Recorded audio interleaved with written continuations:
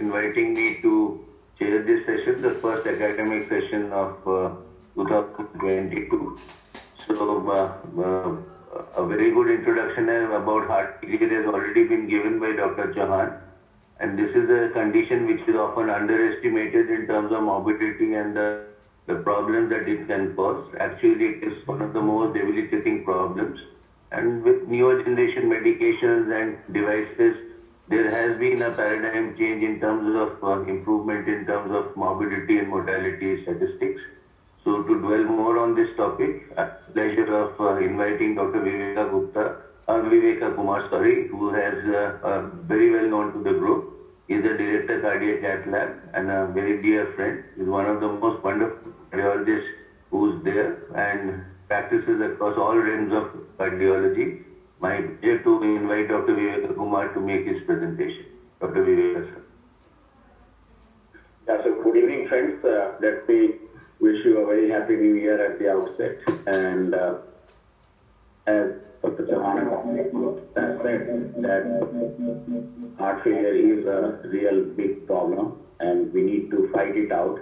So Dr. Chauhan had said that we need to see and, so he told me that, heart failure making sense of a jigsaw puzzle. So obviously it is something like, jigsaw puzzle, and it's being made more like jigsaw puzzle because we have got lot many newer treatment options available, and we need to find out which one we should use and which is best in the interest of the patient. So also I have written that, in moving from COVID to non-COVID times and now to the Omicron. So unless you talk about a word or two about this disease, the reason why I included this in this headline is that recently we saw quite a few patients who had post-COVID heart failure, and that is persisting even after 3-4 months or 6 months of recovering from the curve. So if you see the heart failure problem, it is the, what we call multiple admissions. There are several, dipping, and then the patient recovers, then dips again. So gradually the patient who is in stage 1, patient has pre-existing heart disease and eventually falls into, starts having significant signs and symptoms. So as Dr. Sengupta said that initially in stage 1 and B, most of the people would not really say the patient is feeling okay, so we might miss. But this is the time where at stage B or late stage A, we need to catch them early and then start the medication and appropriate treatment and lifestyle modification so that they don't go to stage C and D, or if they go, that can be delayed significantly. So that is, once they go stage 3, then there are multiple dips and rapidly they go into stage 4. So the treatment has to, start right at the stage 2 end, and prevention strategies should start right away at the moment we have diagnosed the patient. So those patients who have got structural heart disease without signs and symptoms, but stage C and D is the frank heart failure, and this is the stage where we need to be really careful. So if you look at the global perspective, the prevalence of heart failure in 2016 was 63.6 million. So it's a humongous problem, and proportion of population with heart failure in the rural countries, India is right up there. So there are, naturally because of the population, but also because of the late treatment option by our patients and unawareness among the people. So there is a frequent heart failure hospitalization, and this is the spiral, down. 1 in 4 patients have another heart failure hospitalization within 30 days following the discharge. So that's again a very, very bad predictor. And once they start becoming frequent flyers to the hospital, then the downturn and the adverse event rates and the cardiovascular death will become very, very soon and hasten. So diabetes is also associated with, and it's considered to be one of the major risk factors. In fact, when you look at the Paradigm HF trial data also, without considering diabetic patients as a requisite inclusion point, only heart failure patients were included. They were the patients who found to be significantly, by virtue of just the association with the majority of the patients were diabetic in there also. And we need to be mindful of the fact that the survival in heart failure is worse than the common, cancers. You can see that once the heart failure is diagnosed, the survival up to 50% of the patients would not survive beyond 5 years. So that's a huge, and then in India, the Indian patients, the mortality is even more and at a much younger age. So there are at least 10 million patients with heart failure in India, and this is data from Trivandrum Heart Service. And the prevalence is about 1% of the population. That's again quite big. And post-admission mortality is again higher than, as against 5 to 8%, this 30% post-admission. And the medication adherence also is abysmally low. Only 1/4 to maximum half of the patient would be adhering to the medication, and that too not for long. This data is only for a year or so. And age, I was trying to refer is that prevalence of heart failure patients was 22.5% below 30 and 14.9% above 50 years. So you can imagine that the most productive age group is the patients who are having heart failure in our country. So there are multiple data from from our country also, but the bottom line is same. And if you look at the etiology in our country, the Indian patients with heart failure at a much younger age than Western part. Majority of the Indian patients are from low socioeconomic group and are not able to get the complete treatment. And the rheumatic heart disease still in India constitute a major chunk of heart failure patients with valvular heart disease.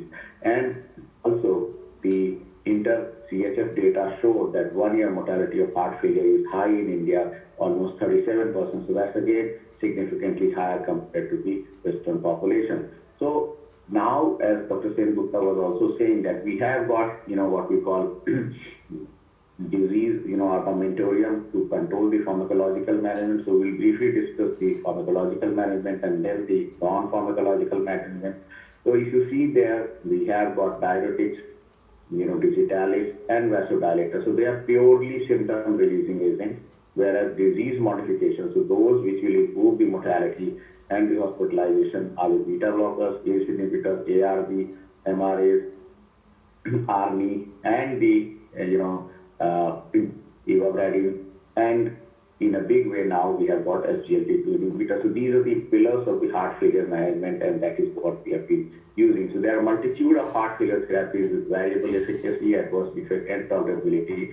And I think briefly, if we look, the diuretic, though it's not, decreases the mortality, but definitely in acute emergencies and symptom management, digitalis diuretics are cornerstone, and we need to give them definitely. We have got enough data about ACE inhibitors, beta blockers, MRAs, or IF channel inhibitors and all, and they have also shown and they have come in the guideline that we can use, and we have to use them in appropriate time. But the things which have really created a big noise and awareness and decreased mortality is the RB, that was a revolution, and that has come as a class 1 recommendation in guidelines for patients with heart failure with reduced ejection fractions, and those who were on RB and isosarbide dinitrate also are something which improves the symptoms, and we need to use that. So we have got also Indian data there also. The Indian guideline of the Cardiology Society of India has also said that we have to use, the main pillars are the, what we call diuretics, the beta blockers, MRAs, then ARNI, ARB, those patients who cannot tolerate or cannot afford the ARNI. Then we have to use the, SGLT2 inhibitor. We have got antiplatelet and statins, digitalis in patients who have got, persistent symptoms, or patients who have got atrial fibrillation, vasodilators also. Iron has come in a big way in management of heart failure. So intravenous, iron injection is very important. And those who have atrial fibrillation, that increases the Chadwick score risk for stroke. So we need to add, digitalis and anticoagulation there. And then the loop diuretics and the stronger diuretics, metolazone and all, can be added there. SGLT2 inhibitor definitely has come in a big way of late. So if you see the, the recommendation of ADA and EASD recommendation for treatment of diabetic patients with established atherosclerotic cardiovascular disease, the SGLT2 inhibitor has come on top of the line. And initially we had a lot of data about heart failure with reduced ejection fraction, but this has come, especially the empagliflozin, come in a big way in patients who have got all kind of heart failure, HFrEF, HFpEF, or even mid-range heart failure, and those who have got advanced associated cardiovascular disease. Those diabetic patients should or must be on either of these two, that is GLP-1 receptor analog or SGLT2 inhibitor. So insulin acting drugs increase the risk of heart failure worsening. So we need to be careful about these, especially the DPP-4 inhibitors, sulfonylureas, and all. So these things, the SGLT2 inhibitor would be the cornerstone in that. And these are the graph again, which is showing that at which point we need to use permutation, and so this is what Dr. Chauhan meant by jigsaw puzzle, that we have got now multiple medications, and we need to be aware that where we need to use these in appropriate time. And now the strategy has come that you can go slam bang, you can start most of them quite quickly without trying to eat the maximum potency of a drug and then start others. So that strategy is much better. So management for the, a lot of patients who have got high blood pressure, they are better managed because you can increase the doses of these medications to maximum possible dose. But those are patients who are, slightly on the lower side, which are the advanced heart failure patients. There we need to be careful and gradually build up the dose. So we need to pick and choose molecules which does not cause drop in blood pressure more often, and then gradually build it on that. Then the anemia, as I said, is important because if you see that the medications, so there are a lot of data which has shown that if you supplement the intravenous iron, then the patient's symptomatology and mortality also comes down. The newer therapies, as I said, the Paradigm HF was the path-breaking trial. There was 20% benefit when compared to, the enalapril residual risk reduction was there. So ARNI, the issues there are symptomatic hypotension, renal dysfunction, angioedema, hyperkalemia, and the compliance and titration of the dose has to be there. But we have discussed a lot about that.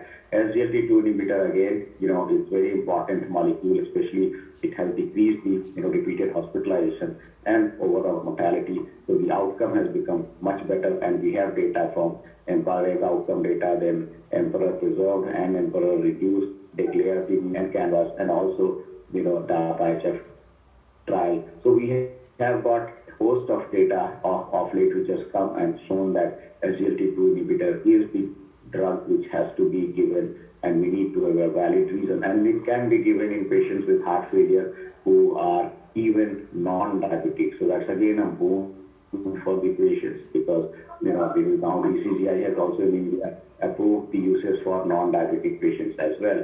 So heart failure, we need to manage with, of course, the short-term goals and then for the long-term goals, and also for patients who are diabetic and non-diabetic, patients who have got genital infection. So those are the issues we need to be mindful and then initiate and give them the appropriate treatment.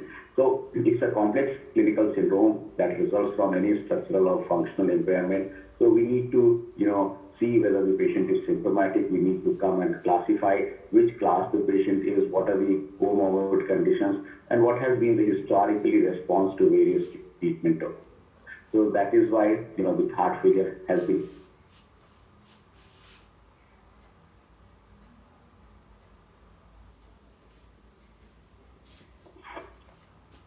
fraction and the anti-proBNP and all is very, very important tool to be careful and define that. And then we need to also see the patient whether he's using class 4, class 3, class 2. So there are a lot of therapies which we can start early and decrease the mortality. And also, if you look at the comparison of different molecules, the relative risk reduction, the various molecules, right up there is the beta blocker, then ARNI, ACE inhibitors, ARB, even MRA antagonists, and the hydrogen nitrate combination also. So, but the devices would have to come at appropriate time so that we can, delay the deterioration of heart failure. So it is seen that the patients who have got heart failure, they are at increased risk of sudden cardiac death. So those patients who are in class 2 or more and has got a narrow QRS, heart failure with reduced ejection fraction, they are the ones where we should offer them after guideline-directed medical therapy, the ICD treatment, and so that the mortality can be decreased. This is one of the patients who we had implanted. This patient had persistent left superior venicular, so through that we implanted an ICD. And how it works is that it automatically recognizes the ventricular arrhythmias and then gives it a shock and treats it accordingly. We have got those patients where the pacing is not required, has a narrow QRS. We can give them subcutaneous ICD also, so that it is a patient who had ischemic cardiomyopathy himself a doctor, and we have implanted a subcutaneous ICD. So it also, the patient showed that the survived. So multi-point pacing, or what we call cardiac resynchronization therapy, is very important. So that is what is has been the gold standard in appropriate patients. And then as we look at the guidelines, if the patient has got broad QRS more than 120 milliseconds, LVV morphology, then they are going to benefit. But those patients who have got RVV morphology, we need to have a really wide QRS more than 150 milliseconds. So this is a patient who had hypertrophic cardiomyopathy, non-obstructive, and gradually went into the dilated phase and dilated cardiomyopathy. So we looked at this and then upgraded his ICD to CRTD. The guidelines also supports the same thing, that the patient who has got LVB, there the CRT therapy would be beneficial. There's another patient who we have implanted the CRTD, the same patient who went into dilated phase of hypertrophic cardiomyopathy. Then these are the guidelines, which again sums up the same thing, that if the patient on pacemaker also the ejection fraction is deteriorating less than 40%, then we need to update them to CRT therapy and preferably CRTD. So there is another example where the patient had complete heart stop, and then on patient had deterioration in ejection fraction. So we offered him CRTD, and after that the ejection fraction improved and QR duration also. So these are the things where we need to be really quite important. Messaging has to be there. There are a lot of patients where patient has got ICD or pacing, where we need to end of life has come and the ejection fraction is borderline 35-40%. So we need to again when we are doing the pulse generator change, we must upgrade the device to CRT so that the ejection fraction can be maintained. So the QRS becomes narrower. So these are again few examples. But there are certain settings where you do not have good lateral cardiac boost. You do what means that in these situations, based on these guidelines, we do what we call hot CRT. So the pacing can be done. So I'll show you that this is a poor and CRT or an alternate technique for delivering the CRT. So this is something which has has been coming up, and it's not yet completely evolved as but there are data that during implant you can measure the His bundle, and accordingly so you've got His bundle pacing also. You have so you can see that the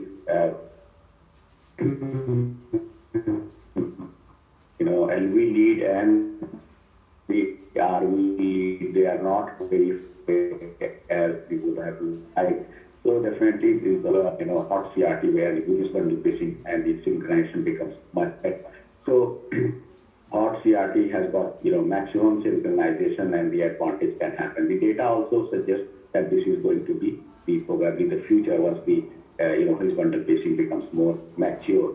So if we usually go to these therapies, so during time also patients are not really coming for follow-up. They want to help. So we have got BlueSync technology. So Azure pacemakers are the ones which are really forefront in this. So they have been used, and it has got anti-arrhythmic features also, and long battery life. So it can transmit all the data, and even you can program the patient's mobile, and they can get all the alerts and the parameters. So this is amazing technology, and despite giving all the information on the patient's wireless communication, the longevity of the device is much higher. So it is really good, and so we have been using it in more and more patients, and this is something which is, you can do a septal pacing, or you can do, connect it to the even basal pacing, and the atrial arrhythmias can also be treated with that, and you can, if the patient mobile, you can, update it on, and the patient will have all the data. You have also said that the Micra technology, which is leadless pacemaker, again, it is, used in patients who are needing single chamber pacemaker or have got good E-wave and, have got high degree block. Their Micra AV we give, and so that the AV seems to be maintained so that the heart failure becomes lesser. So whenever we are taking a patient for pacing, we need to be mindful of that the apical right ventricular pacing and also the more consistent ventricular pacing should be avoided. As much as patient's own rhythm is there, will be better as far as the pacing alone is concerned, so that the heart failure precipitation is lesser. Tyrex has come in a bigger with a lot of patients who would have repeated pulse generator change after ICDs and CRTs and pacemakers. So in those situations, this is an antibiotic mediated capsule which is 3-4 antibiotics are met, and when we implant this and cover the device and the leads within this and suture it, then it becomes, the risk of infection becomes lesser. As you would know that once the pacemaker is implanted, that area becomes fibrotic, the vascular supply becomes less.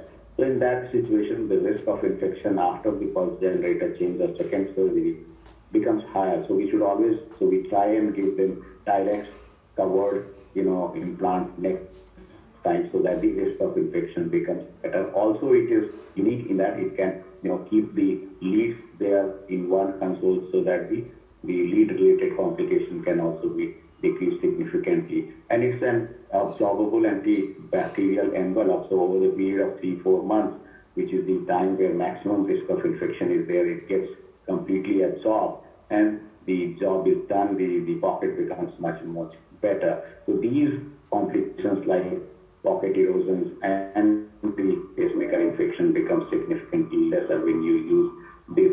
So that is, now there are a lot of patients where, heart failure would be because the coronary artery disease, especially the, left main. Today also I had a patient who came from Aligarh, had, his extraction of 25-30%, but no history of myocardial infarction or anything. And in this, we need to, the patient had distal left main bifurcation and, had antigen positive. Obviously, he was not a candidate who could go for open heart surgery. So we have a lot of data about, the EBC left main data, whereby we can do angioplasty with Onyx 10, which is really good, and the, even the bigger diameter can be covered and challenges can be, overcome. So the unique design, we can do complete revascularization, and the patient can have. So the 1-year result of the EBC main also gives us the recommendation that this is the, strategy of revascularizing with the Onyx would be great. And one of the other beauty is that those patients who will have bleeding risk, high bleeding risk group, or those who are elderly, after 1 month, dual antiplatelet can be withdrawn, and single antiplatelet with Onyx stent would be the way to go about. So I think that's a unique advantage with this group of stents. So those who have got ischemic reasons for, heart failure, vascularization would be the key, and that is how, we should be going about. And we had a couple of patients where the patient had, DCMP kind of feature, and the angiogram was not done, and was straight away put on CRT. But when he had treated symptoms, worsening of heart failure, and had a, progression of disease, and then we stented the left main, and the patient is doing fine. Then the patient goes beyond these phases. You can do an EMPALA, so which includes, it's a temporary support device, or if you have recurrent pump, we have been using for years together. And so based on these devices, we can, wait for definitive treatment for the patient. So either they can go for cardiac transplant, or they can go for, left ventricular assist device. Today also had a patient who came, after 3 years of CRTD with worsening of heart failure now in last 6 months after the, COVID infection. So now we have offered him, left ventricular assist device, which he's planning to get it done next week. So I think, friends, I would say that it's a complex disease, continuous disease, And as the longevity and more medicine are available, we are needing to, at each stage we need to give the appropriate treatment. So we need to triage our patients that at what stage of heart failure the patient is, whether he is on guideline-directed medical therapy or not. Can we up-titrate the doses to the maximum? Are we giving all the possible heart failure mortality reduction medications? And has the patient come to a stage where we need to add the device therapy? An appropriate device, whether ICD or CRT, has to be given, or hot CRT, or if the patient needs revascularization to prevent the heart failure. So all these things has to be kept in mind and then give appropriate treatment to our patient. And that's all the jigsaw puzzle about our heart failure patients. So over to Dr. Sen this time, Dr. Chauhan and friends. So thank you very much for your kind attention, and if there is any question, I'll be more than happy to answer. Thank you, Dr. Vedika. It was a very wonderful presentation as usual, and with the absolutely masterly presentation about all the treatment regimes which are there, and also the early optimization of drug therapy plus the introduction of devices as the case may be. Though I believe obviously the devices are expensive, so I would just want to ask you about the cost part of the newer generation, the Advisa and the newer generation Micra and also the LVADs which you just alluded to, and after that the forum would be open for discussion. Yeah, so I think these things come at a price. So if you see the Azure pacemakers, they cost around 4 lakh rupees. But it has got a longest battery life plus the how much approximately? 4 lakhs. No, around 15 years. 15 years. 15 years. And then if you look at the Micra, it has 13 years of battery life. And again, it is something which is considered to be a revolution in this field, because now the technology might move. Now we have gone to a dual chamber or VDD mode Micra. We are, what we call the VDD mode Micra. But now, if you look at the researchers, the technology is moving in direction of even cardiac resynchronization with Micra. So you can have an LV Micra, RV Micra, and you can have an RA Micra. And then you can have, subcutaneous ICD, they can, sync with each other and give the patient best outcome. So those are the futuristic things, but as of now, Micra is costing around, the Micra VR, that is single chamber one, is costing around 10 lakhs, and the dual chamber one would be costing around 13.5 lakhs. And the cases that you mentioned about the post-COVID heart failure cases that we have got, so are they kind of stable with medical therapy alone, or they may need to be optimized with devices? Yes, I think there are the patients where we had to give them devices also. So I would say, it is very scary to see the patients who have recovered and the ejection fraction is hardly 15%. So obviously, or because of COVID cardiomyopathy or with an underlying basis of coronary artery disease also? Yeah, so that's a very good question. So let me tell you that, it was supposed to be COVID cardiomyopathy, but when we did the angiogram, we had seen that, the recanalized LED and artery. So probably during their COVID admission, and as you would know that the second wave, which was the Delta wave COVID, a lot of patients were taking a lot of thrombotic measures. So a lot of them did sustain mitral infarction also during their admission. And then the LV ballooned up. So I think it's mixture of all things. So I would say that myocarditis plus COVID-induced infarction, ischemic cardiomyopathy, so all those things. And the diagnosis is not great in these patients. Thank you so much. The forum is open for discussion. Dr. Vedika sir, for a wonderful presentation on the jigsaw puzzle, sir. I wanted to basically start my questions with a medical therapy. Sir, I have seen that there even after optimization of diuretics, beta blockers, and even assays, we still need to use SGLT2 inhibitors Dr. Chauhan sir, and- sorry for interrupting. Yeah.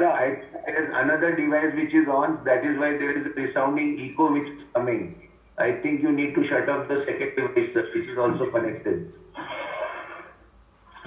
Okay. I'll do that. And am I okay now? Am I okay?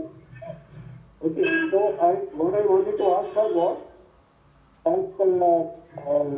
despite optimizing everything, there are patients who continue to be symptomatic and their ejection fraction does not improve. So, what is the strategy for these patients? Early device or even off the label use of some of these drugs? Yes, I think obviously we need to determine that when we have diagnosed the heart failure with reduced ejection fraction.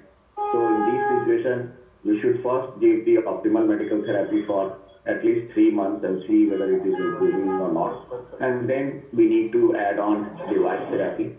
So if the patient is in functional class 2 heart failure and on optimal medical therapy and the QRS is narrow, less than 120 milliseconds, so those are the patients who would have the risk of sudden cardiac death of almost 20% to 30% annually. In these situations, we can only offer them ICD. But as you know that ICD will prevent only the sudden cardiac death. It is not going to improve the ejection fraction. But those patients who are eligible have got wider QRS, especially the LVV morphology. We should be giving them the CRT therapy, CRT, and thereby the ejection fraction will also improve. Obviously, all the patient has to be on optimal medical therapy also, because the data clearly suggests that those who are on CRT plus optimal medical therapy, they do far better than CRT alone or optimal medical therapy alone. So that should be the way. And then it is a continuous disease because we cannot decrease the aging of the patient. So as the age advances, time passes by, the heart failure is going to worsen also. And then, they'll be needing some other treatment. They might need transplant. So the lot of patients can survive the waiting lists of transplant if they are given these devices, or even the left ventricular assist device can be given. Thank you, sir, for answering this. Sir, I also want to ask you that there is now increasing emphasis on using all the agents available and to rapidly accelerate their usage. What I want to know is, suppose we have a patient whose ejection fraction increases. Is there a strategy for de-escalation also? So that's a very good question. So in fact, there are a lot of data which has shown that if you withdraw ARNI or the other MRAs and SGLT2 inhibitors and all, then the ejection fraction gradually starts coming down. So I would have at least 15-20 patients where the ejection fraction had improved and they became asymptomatic. Then they stopped the medication. And then within 6 months to 7 months, the ejection fraction has dropped again, and now it is not picking up at the same pace as it had in the first instance. So they are regretting it. And then the only treatment which can be withdrawn, or so suppose there are quite a few patients whom we have given CRTD and the ejection fraction had improved to almost normal 50-55%. So and there the battery has finished now after 7-8 years. So they are reluctant to invest because there is no life warranty on that. So they are reluctant to invest that much of money for changing the pulse generator. So in that case, we can continue the medical therapy and wait if the ejection fraction drops less, because the risk of sudden cardiac death is significantly lesser if the ejection fraction is more than 40%. So unless the ejection fraction starts going down, there we can defer the new device implant in these patients where the device battery life has finished. But de-escalation of the important medications, especially the ARNI, the beta blockers and all, should be resisted. Obviously, the dose reduction can be done based on the hemodynamics, but it should not be withdrawn completely. I think once some people stop the medications, then because of gradual dilatation, myocardial fibrosis and elastosis comes in, and I think after that, you rightly said that the ejection fraction just doesn't seem to improve afterwards and causes so much of problems.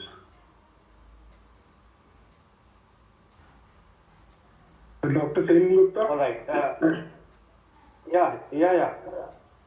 Dr. Mangala, please go ahead. May I ask, Dr. Viveka? Yes. Surely, please. Dr. Viveka, I'm just trying to ask you, some of our COPD patients, they keep on coming with acute exacerbations, and at times we find that they have exacerbation, plus their NT-proBNP is high, say 3,000, 4,000, 5,000.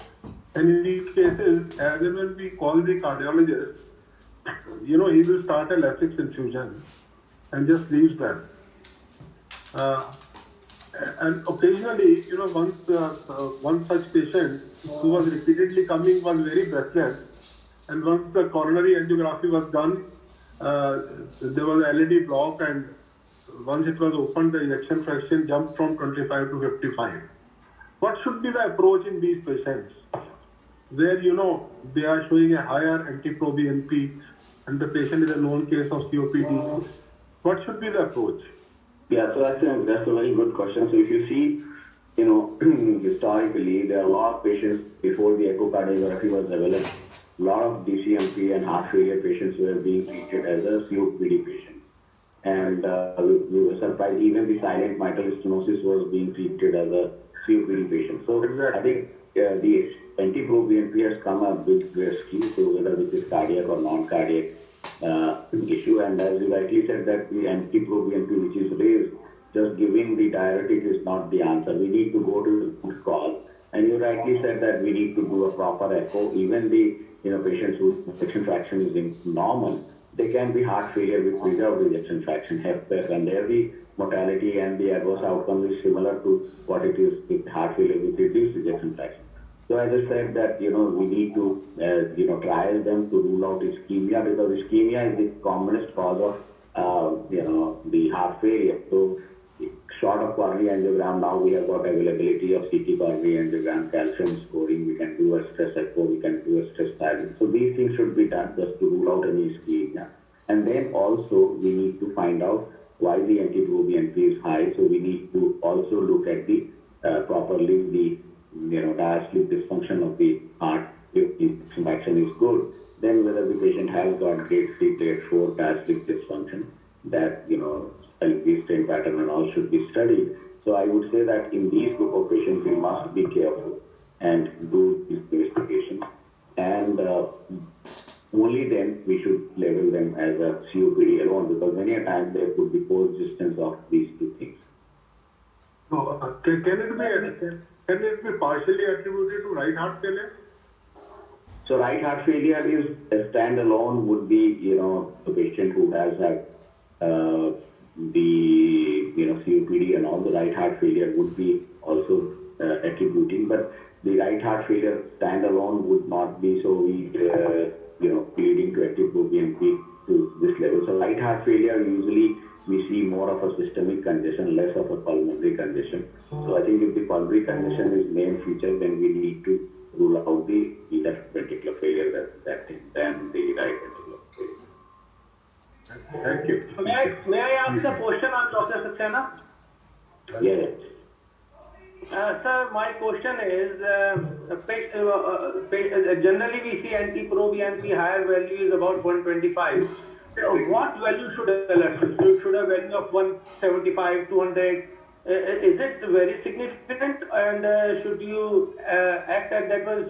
Suppose the echo says grade 1 diastolic dysfunction, NT-proBNP around 200, and normotensive patients, ejection fraction about 55, 60.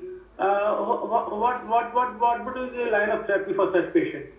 Yeah, so that's a very good question. So we need to not only look at the absolute value of NT-proBNP, but also, as you would remember that there is age correction also. So as the age advances, the NT-proBNP has to be corrected. So up to, 500. So anyone who has the NT-proBNP more than, so for trial purpose and recruitment for the patient in different trials, remember 125 plus was the cutoff for the patients who were in paradigm HF trial, but they also have to have clinical features of heart failure. Otherwise, unless the NT-proBNP is more than 500, we don't really say that it is very significant. And especially as the age advances beyond so there is most of the labs do not give the values. But if you look at the age correction, so even in a person who is having the age, 75, 80 years, there the age corrected NT-proBNP 750 is normal for him. So in those situations, we should not be panicking. So we see many times that the patient has been doing okay, symptom is fine, and then you wrote that get the NT-proBNP done, and the patient gets the report in the late in the evening, 10 o'clock, and then in a panic mode, he would keep on calling you and trying to contact you that normal value is 270 and my value has come as 700, so it's very, very high. What should we do? So I think we need to also be doing the age correction. And then there are a lot of patients who would have comorbidities, meaning thereby that the other cause of fluid retention. So the patient who have CKD patient who have got cirrhosis and all, where the fluid retention, they are patient with hypoproteinemia, there also is some degree of significant rise in NT-proBNP would be there. So I think these comorbid and concomitant things should also be kept in mind. But as you rightly said, that the clinical features of, so primarily the raised NT-proBNP associated with features of left ventricular failure is something which has to be correlated and the patient has to be treated accordingly.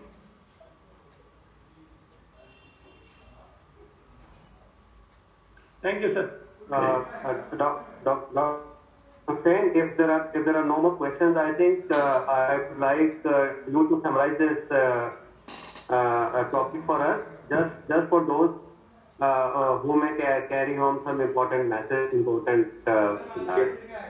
Yeah, thank you. So we have learned, some very interesting, very fascinating new technological things about heart failure, and Dr. Vivek has given a very masterly presentation on the same, alluding to drug therapy and optimization and the making a case for devices as the case may be. So I think everybody is, going, already home, but is furthermore learned about the entire study of heart failure. So let me thank Dr. Viveka Kumar for a very wonderful presentation. Thank you, sir.